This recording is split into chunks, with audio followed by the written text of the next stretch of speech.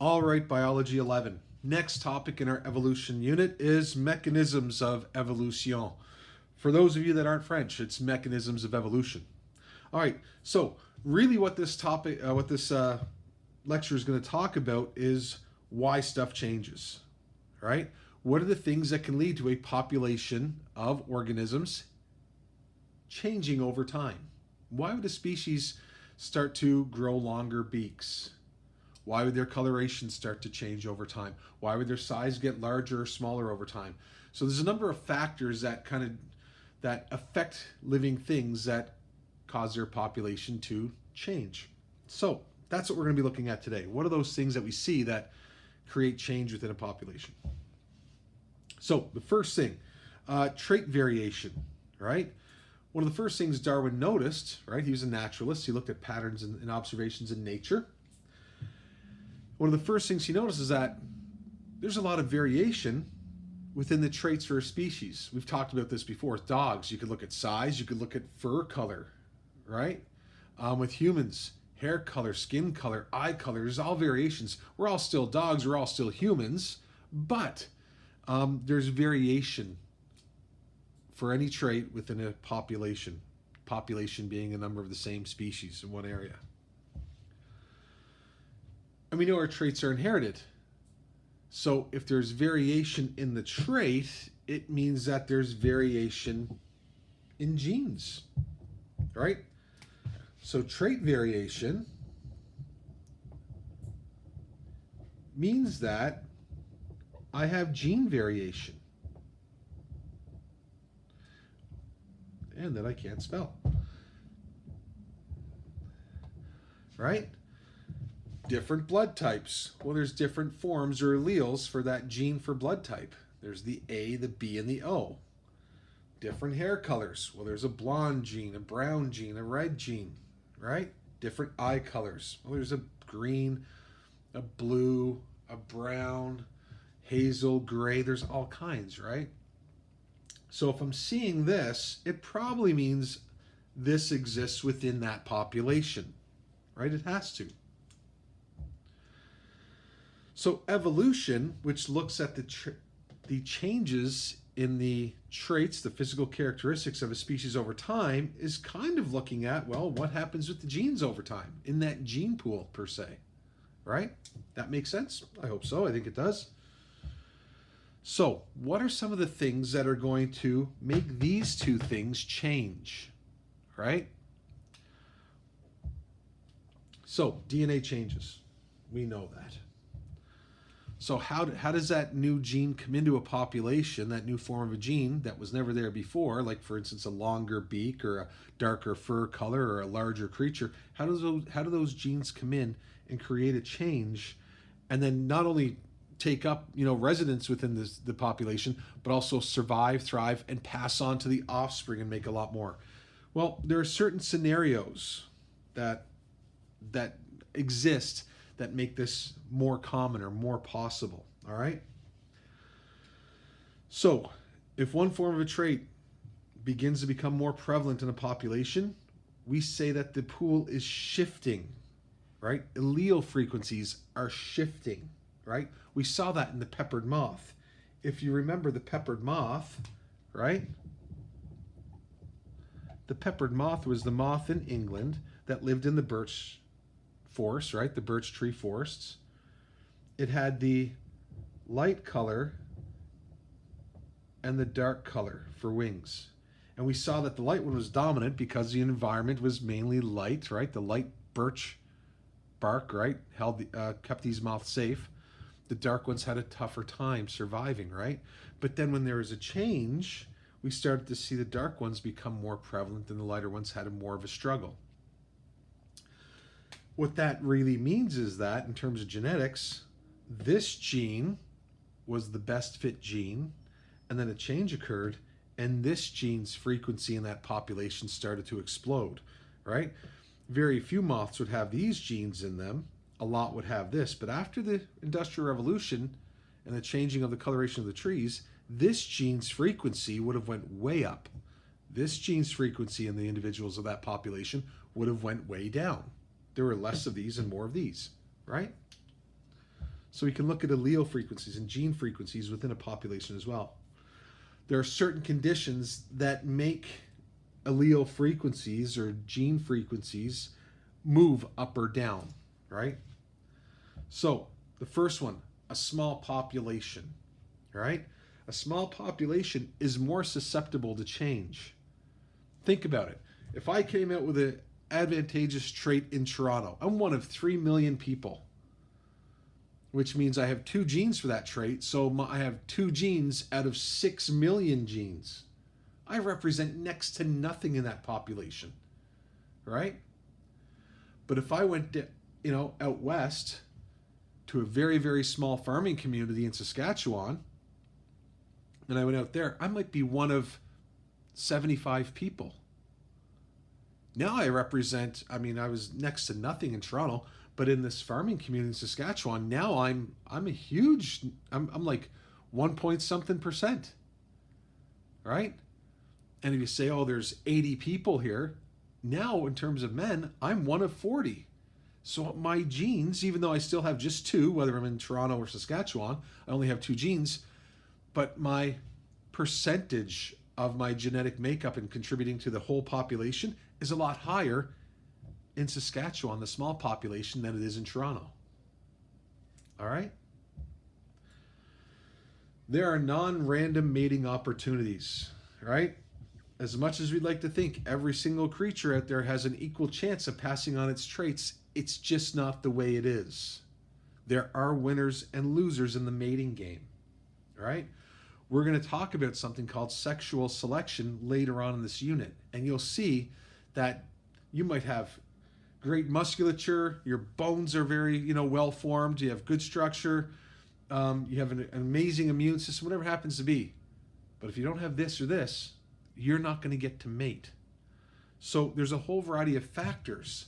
And because of those factors that are considered, even though you might have a lot of good things, one wrong thing could mean you don't get to mate. And then your genes are not contributing to that next generation of creatures. Mutation. Genetic mutation happens quite a bit, right? A lot of the times it's silent, right? So when there is a mutation, a random change in your DNA,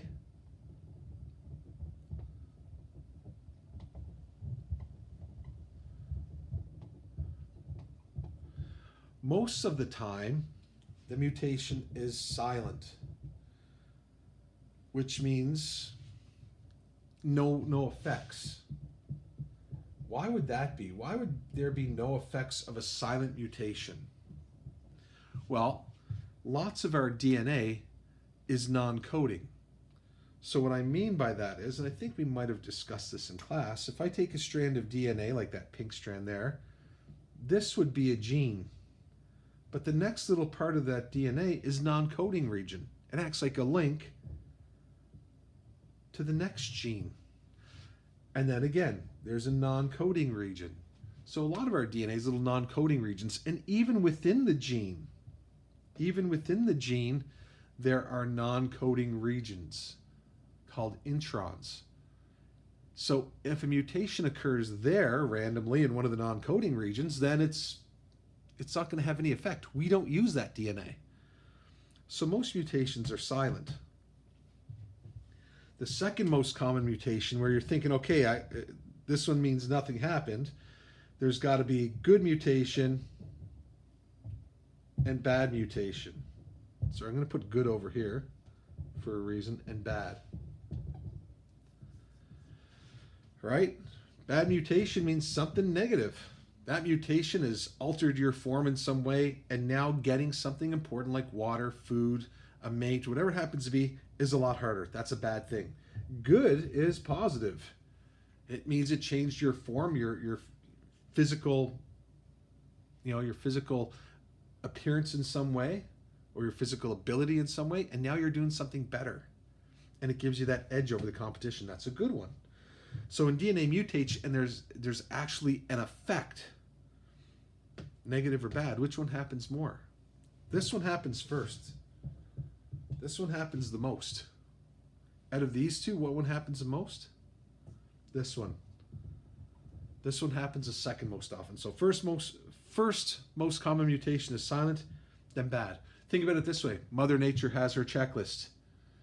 Right? She comes out with her clipboard, bangs the clipboard on the table. Hey, pay attention here. Here's what you got to be able to do today to survive. Now think of the environment. The environment really hasn't changed a whole lot over hundreds and hundreds and hundreds of years. Remember actualism, uniformitarianism? The environment and the geology of the earth, it changes really, really, really slow, which means that checklist is pretty much the same. It doesn't change a whole lot. And so that means if natural selection's been happening for thousands and thousands of years, the best fit creatures are already out there. And if we alter the best fit, it's probably not the best anymore. Like our cheetahs, right? With the longer legs from the previous lecture. If all the cheetahs have longer legs and we change that, more likely than not, it's probably going to be a bad thing because they're already pretty darn well fit to this environment as it was. The third most common type of mutation is good. So this one happens most.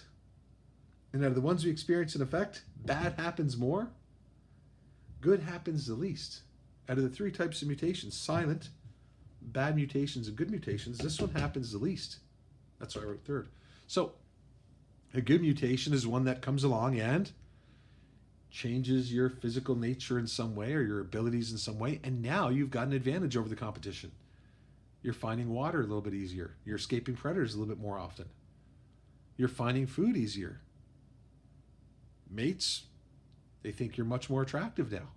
So there's something about you that has changed that gives you a greater opportunity to survive and reproduce. All right? So genetic mutation plays a role here as well. A random change can create, doesn't happen often, but it can create something better. Immigration and emigration. So an immigrant is somebody that has recently moved into, well, if we use people, into Canada, right? When they come in here, they could end up meeting someone from Ontario or from Canada and mating with them and having offspring, having kids, right? So when they do that, their genes come with them.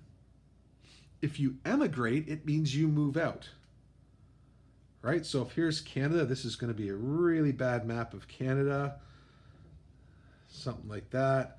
Put Atlantic Canada here. I'm going to draw Cape Breton and be there because it's awesome. And then Newfoundland's over here, something like that. There's a really poorly drawn map of Canada. Somebody that moves into Canada.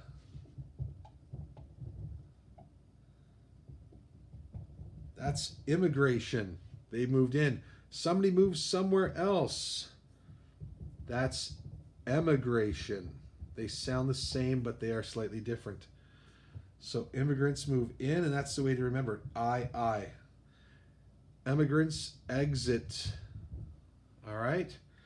So, again, if people move out and they go to another country, they take their genes with them. Whether they be detrimental genes or positive genes, they go with them, right? So this can alter the genetic makeup of the population as well, right? And this happens with creatures as well, right? This could happen with animals, right? If there's a forest fire and the animals escape, they have to move to somewhere else. They move to another section of the forest, or they move across a valley to the other side of a mountain range, whatever it happens to be. And now they're in that area where they weren't before. And they will still be looking to survive and reproduce and all of that. So their genes now contribute to a different ecosystem or area than what they did before. Then, of course, natural selection. That's Mother Nature. She is always on us. She makes life a grind for the most part, right? So Mother Nature every day is saying, hey, pay attention. Here's what we got to do to survive. And you've got that checklist, right? Can you find this? Can you find that? And every check mark you get, life gets a little bit easier. Every X you get, life gets a little bit harder. And if you get too many of these, or not enough of these, it could mean that you are a goner, right? You're going to die. So that happens. If you're somebody that's getting a ton of check marks, Life is easy. You'll survive, thrive, and find a mate no problem. If you're getting too many X's, then you're toast, and your genes are not likely to be contributed to the next round of the population. Simple as that. So all of these things can create change. Now, when a population experiences change, we call it genetic drift. All right? So genetic drift occurs when there is a change in the allele frequency, the gene frequency, as a result of chance. For one reason or another, something happened, environmental change, emigration, whatever it happens to be, mutation, and we're seeing a shift in the population between two, if we have a red gene and the pink gene, and they're like this, we're seeing something happen, or maybe the divide gets larger, but we're seeing a difference in the frequency of those genes or those alleles, forms of the genes, in the population. And again, genetic drift usually happens in smaller populations, a lot easier than larger ones. Something we see every so often in science, in nature, is the bottleneck effect, right? Now, the bottleneck effect is when there's a sudden, drastic reduction in the population. It's only temporary. Not everybody can be killed here. But lots of people, a great deal of the population dies. And there's a few survivors. And it's often temporary, like a forest fire going through an area. That would be a bottleneck. That would kill lots of creatures. We saw that in poor Australia earlier. Was it this year or last year? Was it 2020 or 2019? But I remember Australia had massive forest fires and tons of creatures. God love them. They perished in the fire, right? But there were some that survived, right? Those numbers will go back up eventually, we hope, and that's an example of a bottleneck, right? And what can happen is the genetic makeup of the previous population, the big population, right, that you had before, is different than the smaller population that is left after the bottleneck, whatever the bottleneck happens to be. And I have an example of that coming up in a moment. So you have a big population, allele frequency is going to be whatever it is. The bottleneck event occurs, the forest fire, the flash flood, whatever it happens to be. Your population is drastically smaller. The gene frequency of this might not be reflective of this. And now there's a different allele that is in a higher frequency or lower frequency than it was before. I'll show you an example in a bit. And then we also have the founder effect. The founder effect is when a small segment of the population becomes isolated. Maybe a land bridge washes away, whatever it happens to be. But a small section of the population becomes isolated, and now it's going to start its own population. And again, so you have a big population. And what happens is, here's your big population, a small segment gets broken away. For some reason, a small number of the individuals from that population get broken away. And their gene frequency might not be the same as this gene frequency or this allele frequency. All right? And again, I've got an example on here of that. So let's go through those examples. Here's our bottleneck effect. This is how we end up with genetic drift possibly. So I can see here my original bottle. It looks like in that bottle, the original pop, this is the big population, good and healthy. It looks like, and you can blow this up on your own iPad or computer, the population looks like it's probably 45% purple, 45% green, and maybe 10% orange. There's a few orange individuals. So that's what the marbles represent, different variations on a trait. So if we said it was like, say it was fur color, purple fur, green fur, orange fur. Then the bottleneck occurs, and this is why they call it a bottleneck. If I had all these marbles in a bottle and all of a sudden just tipped it into a glass, what will happen is only a few marbles make it out, and then the rest get all log jammed in the neck of the bottle. The ones that don't make it out of the bottle, they're the ones that perished, right? So the bottleneck occurs, and that bottlenecking event, again, could be something very sudden and drastic. A forest fire, a flash flood, a volcanic eruption, All right, these things can happen very, very quickly and kill a lot of the members of that population. Only a few survive. Now, if I look at this population that resulted afterwards, so this population here, I can see that there's, well, it's very easy to count. There's 5 individuals. 4 of them, so 80%, are now purple, and 1 of them is green, which means 1 out of 5 is 20% is green. Orange is lost altogether. There weren't a whole lot to begin with. If we look beforehand, orange was 10%. Now it's 0 in this resulting population. Purple and green were 45. Green lost a great deal of alleles. There's only 20% there. And purple gained a lot. They now represent a great deal of the population, the majority within the population.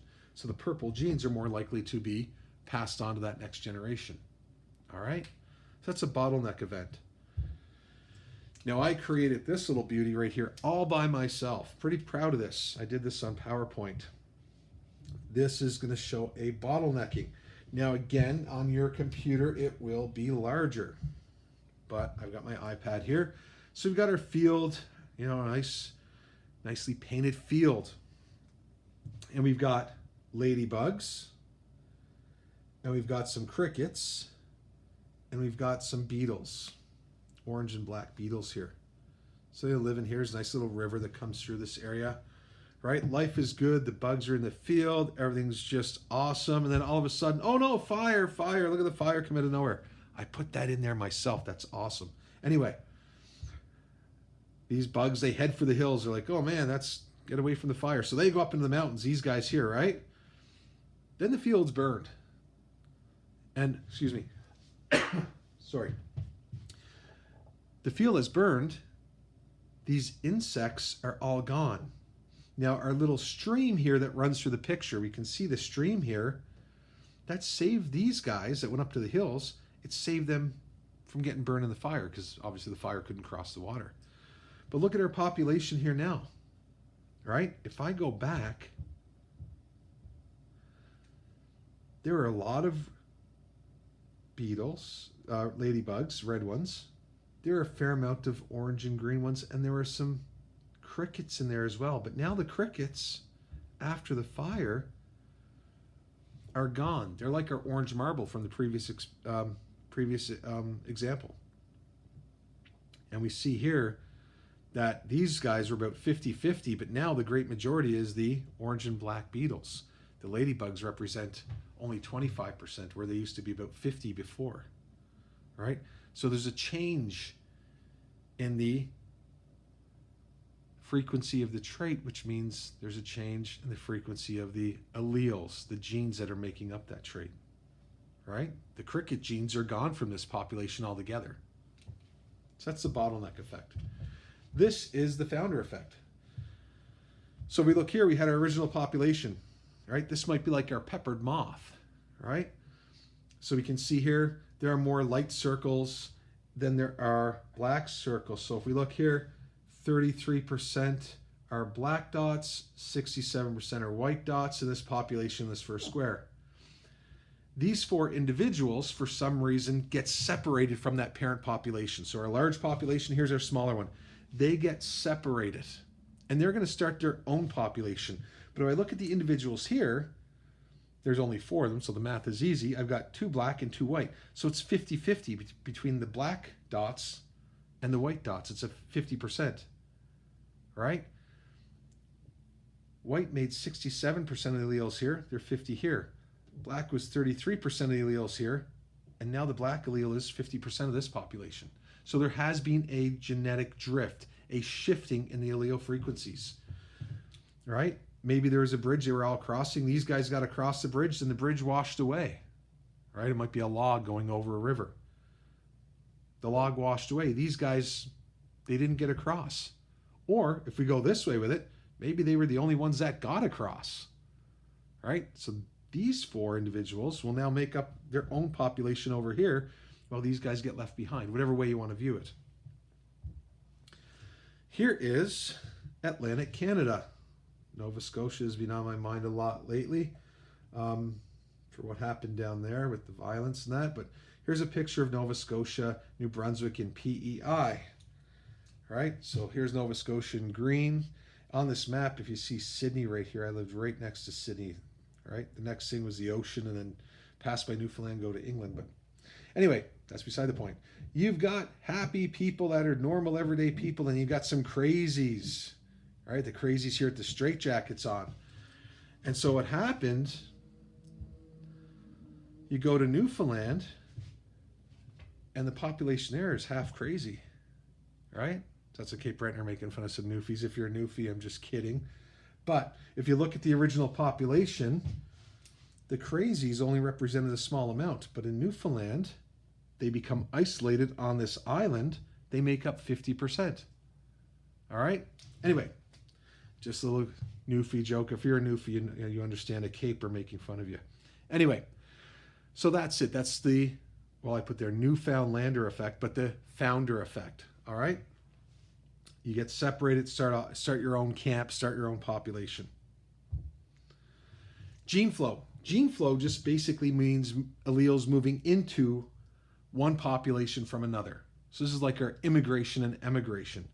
So here we can see beetles, and we can see there, if you blow the picture up, you can see there's 2 strands of DNA in the shell of each beetle, right? Where their body would be. So we've got 2 green genes here. We've got a brown and a green gene here, and the beetle's brown, so it means brown is dominant. So we look here, there's our parental population, and now these 3 beetles, for one reason or another, are coming into that population. The genes were predominantly green in this population, but these beetles coming in, 4 out of the 6 genes are brown. So that's going to shift the brown versus green allele or gene frequency in this population, right? And so we saw that in a human example when the Europeans came over to North America. We had our indigenous population, and we had our now Europeans over here. And so what happened is, yeah, some of the indigenous stayed with indigenous people and raised families with other indigenous people. Some of the Europeans met another European and made families with that European. But there were some families that were a European parent and an indigenous parent. In history class, you would have heard of the Métis. The Métis were people that had an indigenous parent and a European parent, right?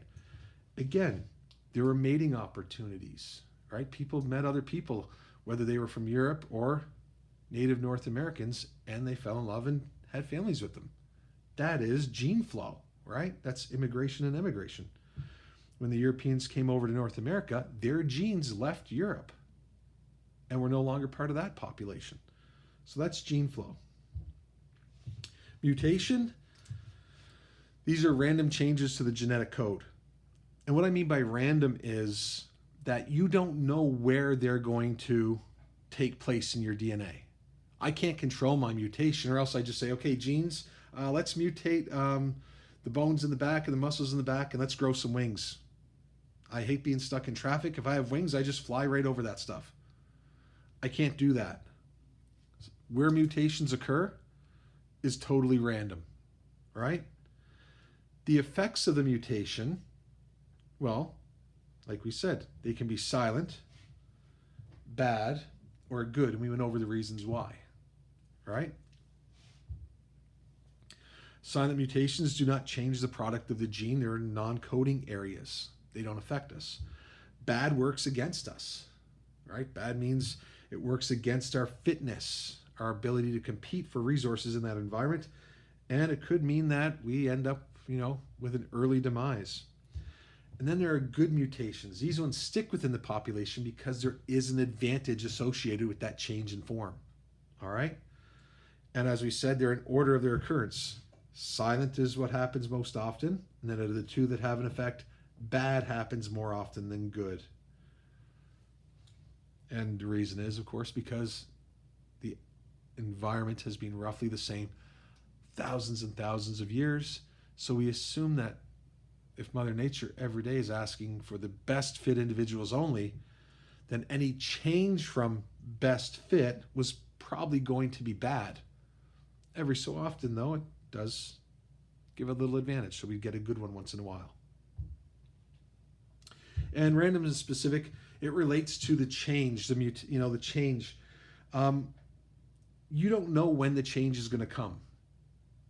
That's going to alter the allele frequency or genetic makeup of a population. You don't know when it's going to come. You don't know when a flash flood is going to come, right? We hardly know that as humans. Think about animals. They know even less. Plants, fungi, right? Bacteria. They don't know that's happening. A forest fire, totally random. Mutation, totally random. New creatures coming in, they don't understand. They're here, but I don't know why they're here, right? Humans have they're a lot more cognizant of this stuff. But again, the change is random. You don't know when a change is going to come or how it's going to affect your population. But what is specific is survival. Survival is not random at all. Mother Nature, she is tough. She's going to grind you, right? She's got her checklist. And if there is a change in some way on that checklist, she doesn't care if you're well fit or not fit anymore. If you're getting all check marks, great, happy for you, big deal. If you're getting a bunch of X's, you're dead. She doesn't care. So survival is not random. It's very specific. When a population changes or organisms change, you'll find out very quickly if that's a good change that fits that environment. They'll know right away. There's no waffling, right? Water's a lot harder to get. Very hard to get food. The predators are going to get me. I'm slower now for some reason. Whatever it happens to be, or I can't hide as well. You will get weeded out really, really quickly. You may get the traits by accident, but how those traits are going to help you survive is not up for negotiation. Mother Nature is very cold that way. Anyway, that's it. I'm doing memes now with evolution. Peter Griffin's taking a little break. And so it says, I got the flu shot last year. You said it was a one-time deal. Of course, we know every year you get the flu shot because the flu mutates. It changes. And so Batman is very displeased with young Robin here. Anyway, I hope you understood what we went over today. I hope things were clear. If they are not, leave a comment in the comment section below this YouTube video or reach out to me if you're one of my students through Edsby. And I will get back to you right away. And that's it. Hope I made things clear. Hope you enjoyed the lecture. Have a great day. Talk to you soon. Bye-bye.